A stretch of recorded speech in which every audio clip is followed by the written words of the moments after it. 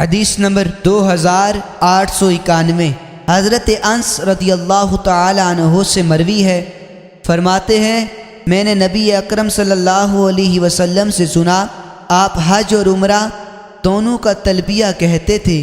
حضرت ابو بکر فرماتے ہیں میں نے حضرت ابن عمر سے ذکر کیا تو انہوں نے فرمایا کہ رسول اللہ صلی اللہ علیہ وسلم نے صرف حج کا تلبیہ کہا تھا۔ پھر میری ملاقات حضرت انس رضی اللہ تعالی عنہ سے ہوئی تو میں نے ان کو حضرت ابن عمر رضی اللہ تعالی عنہما کا قول بتایا۔ اس پر حضرت انس رضی اللہ تعالی عنہ نے فرمایا کیا تم ہمیں بچہ سمجھتے ہو؟ میں نے خود رسول اللہ صلی اللہ علیہ وسلم سے سنا آپ فرماتے تھے لبیک عمرۃ و حجہ، میں حج اور عمرہ کے ساتھ حاضر ہوں۔